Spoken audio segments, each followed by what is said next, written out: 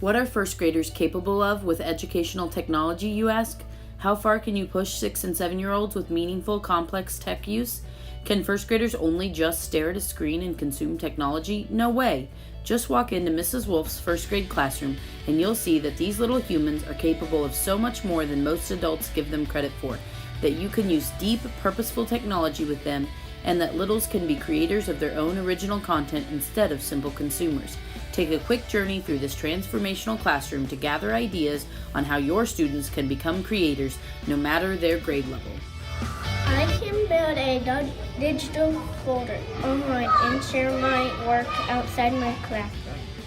Seesaw has proven to be a powerful tool in our district for student creation, parent communication, personal reflection, teacher feedback, and peer support. Mrs. Wolf takes Seesaw beyond the typical classroom use. Because she uses it with such frequency and purpose, her students can seamlessly access the app, add a post, respond to peers, and share it with the adults in their life within the first month of school without any teacher support. First graders can be totally independent with high-quality technology tools in a very short amount of time if you set up solid routines and procedures like Mrs. Wolf. In just one short week, you can see every single one of her students post individually about their weekend news, their word work activity, a Google Slides book, an Adobe Spark Learning video reflection, and multiple book snaps. Even primary students can curate their own learning portfolios, so shouldn't students of all ages be doing this? I can share my voice and thoughts and stories with the world. Another great creation tool that Mrs. Wolf's students love accessing is Anchor, which is a podcast creation tool. It's very simple and user-friendly for students and adults new to podcasting. Mrs. Wolf's class created their own class podcast where they described the details of a day in the life of a first grader and shared it with their families on Seesaw. We can produce original videos to share our learning with others. Students have used a green screen to record their versions of Dr. King's I Have a Dream speech and to teach others about polar animal facts while hanging out in the Arctic. They also love Adobe Spark for all things book related. On Adobe Spark, they can easily build and edit their own videos. They used it to make book recommendations, book reviews, and morning messages. Students combined Legos and a stop-motion app to build their own projects, break down the steps, and write step-by-step directions for their classmates to follow while rebuilding the same design. They produced weekend news segments on Shadow Puppet EDU by splicing together multiple student pieces. They even did some sound mixing by adding background music. It was fun to bring their own characters and pictures to life using Chatterpix. Students used it to design their own Valentine heart glyphs and then describe themselves.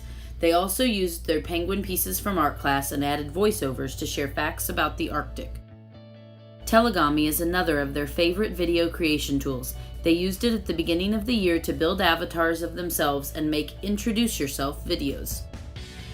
We can reflect on our learning to deepen our understanding.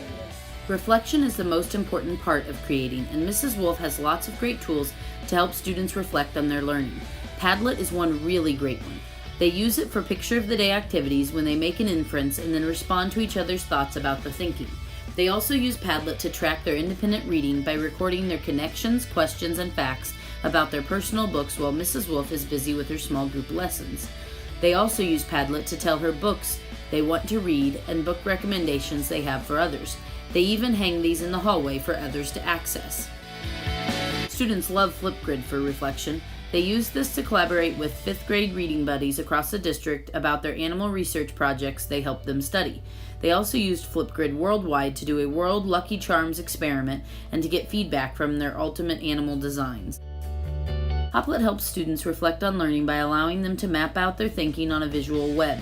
For example, they wrote about 4 family members and 4 friends and 2 details about each person. This saved so they could work on it for a few days. Then they wrote it in their autobiographies. PicCollage lets students reflect on their phonics learning by taking pictures of items that contain certain sounds like sh, th, ch, and w, and they've used it to combine pictures of shapes and patterns in their environment too. They also use the Post-it app in different ways to reflect on their learning, like sorting word families and voting on who would win books. They're even allowed to change their Post-it notes as their thinking changes during reading. It's also cool to see everyone's choices without everyone getting up. I can connect with people around the world for better understanding and new ideas with people. In a high-poverty district like ours, it has been life-changing for Mrs. Wolf to utilize Google Hangouts and Skype to open up the walls of her classroom and the boundaries of our county lines to students, teachers, and experts all over the world. This year alone, her class has live video chatted with different classrooms to play Mystery Number, Mystery Animal, and Mystery Word, read books to a class in South Carolina for World Read Aloud Day, and discussed books with the Starlight Reading Program and Mizzou athletes. Some of our students never leave our town or county, so an introduction to the outside world is literally life-changing.